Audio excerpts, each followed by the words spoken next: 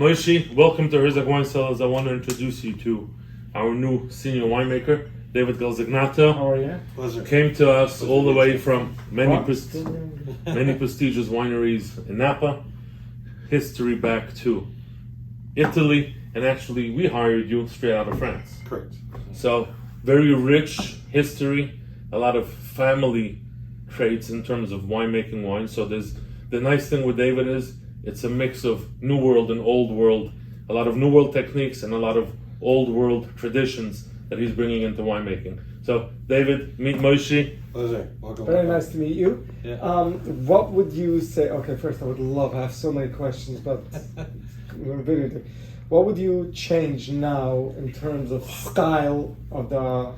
Well, why do you have to start with Because out of the back? no, I want to know if question? he's happy because Oh, he said okay. New World, Old World. Your wines are towards the little Old World, the chalk hills and the compared to other Napa big wines. You have a little older style in terms of taste, and a lot of people didn't like it in the beginning. Correct. So that's what I want to know. So the answer is nothing. I'm changing nothing. All right, thanks. Yeah, good. So I like you already. what we've done is we've sat down with Joe Herleman, with the family, and with the winemaking team, and we've said what's working. If it's working, we're good. There's no reason to touch it. If we can elevate things here and there, if it's a vintage thing here and there, there's some new projects that we've said, okay, we want to kind of enter different fields. We want to see what our benchmark, what our competitive set is. And then we have a little bit more freedom with that. But the reason why I took the job is because the wines are already fantastic. There's a lot of SKUs, but they're all solid, they're all sound. The most important thing is these guys know how to find vineyards. And so it starts with finding the right, not only the site, but the farming company. So I've been spending a lot of time in the vineyards this year, just making sure that the farming is at a level, and that's my passion is farming. The farming is at a level that we can get the very best grapes. And so yeah, I've been here 3.5 months and hit the ground running, and we've started a bunch of projects, but I'm lucky to be working with a really great team. That's the most important Very part. exciting. Yeah. I know it's not an easy question. Why wine? Why wine? In what sense? You're passionate. You're a real farmer. Yeah, it's actually a good question. Why wine? I am from Hayward, which is not known for farming. It's Northern California. Yeah, it's Okay. near Oakland, San Francisco. Okay. But my family in Italy is from Piemonte. Ah, So- that's just the end of the so- song. We just spoke about Piemonte. Let's go. So for me, it's really the thing I like about wine is it's the sense of place. It's actually very. When I went to Davis, I didn't go to Davis initially to study wine. I went to do environmental engineering and soil and water science. As I got to see, my family had a small vineyard in Italy, and I started the food thing and the wine thing, and I also have a degree in Italian. It all kind of made sense. So it was for me, it was fun because it was a cultural thing. It was a food thing. It was an experience, not just having a cocktail. It was the whole connection between wine, food, and culture. What I say in Judaism, wine takes a whole nother place as well, because everything is marked in Judaism, everything is marked with wine. Whether it starts with the beginning of the week or the end of the week, meaning we bring in the Sabbath, we do it over a cup of wine. We exit the Sabbath, it's done over a cup of wine. A baby's born, there's a bris, circumcision, it's done. We're the only ones. Yeah. 8 days old, we start out drinking. Nice. So, Done. so Like it. the baby is born. It's a wedding celebration. Everything is done. Nothing in Judaism is more symbolic than wine, because everything is done with a glass of wine. Yeah, and we would grow up with half glass of water, half glass of wine. You know, a lot of the Since Italian you're young. families did. Yeah, my mom was hit and miss with that, but a lot of my friends and family.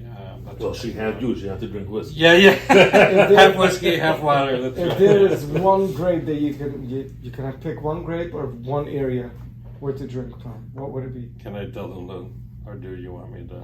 The truth. Yeah, you Well, want I the know. truth? Okay. I know what you're gonna say. It's Grenache. Yeah. Grenache. Yeah. Everybody tells me Pinot.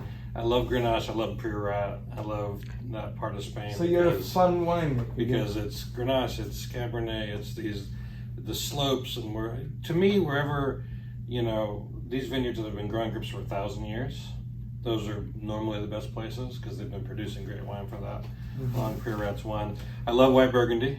I love Meursault. Meursault is my favorite area. But I know my background is Cabernet. So I cut my teeth on Napa Cabernet. So tell me, I'm just picking this out, but tell me if I'm right. The reason I hear Grenache, or even you're saying Pinot Noir, different than your Cabs or your Syrahs and all these different, because I think on the Grenaches and the Pinots, they're such delicate wines that your winemaking skills is much more, your fingerprints will be shining through the winemaking process into the bottle much more in a Grenache or in a Pinot than any of the other bigger, bolder wines. It's not so much expressing you. A Cab is not expressing you as much, the vineyard, the soil, and everything. Grenache, Pinot more expresses the winemaker than, obviously you have to have quality grapes. But so you're planning to make a Grenache? No, probably not. But Yeah. you asked me the So regarding Grenache and Pinot having being a little bit more delicate and showing a little bit more of a winemaker fingerprint, that's true. How I look at it though is Cabernet has more color, more alcohol, more body.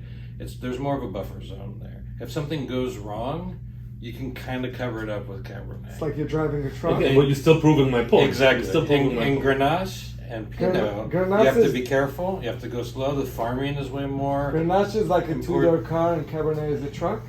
Yeah, That's you know, the the type thing. It's more of a stick shift Yeah. versus an automatic. Okay, I get it. So So Grenache is the stick shift. Yeah. Grenache for me is kind of the thing I love about it is it's delicate like Pinot, but it holds alcohol like Cabernet. So and it doesn't need barrels. You can do amazing things with concrete and punch-ins and neutral oak with Grenache. You can grow it in a lot of different places. I also like using a little bit of Mourvedre in there as well. The Spanish But clone, the isn't 571. Grenache, getting Grenache ripe is also much trickier than getting a Cabernet ripe? Yeah, so there's specific areas where Grenache grows well. You need kind of a sprawl, an old school sprawl, so wider rows, bigger, different types of soil. We would go through, when we made it in Paso, we would go through and actually tip the clusters and take the wings and the shoulders off. So you would have these football... You would do it during the growing season Yes. or by harvesting? Yeah, no, during the growing season. When you would go and drop fruit, So like you a would color clip at the that, shoulders. you would clip shoulders and you would tip I it. can tell you one thing. He is so passionate about Grenache that you will make a Grenache. I don't know. Next year, 2 years from now, I am sure. I of will that. only make a Grenache if we can sell a Grenache. Hello.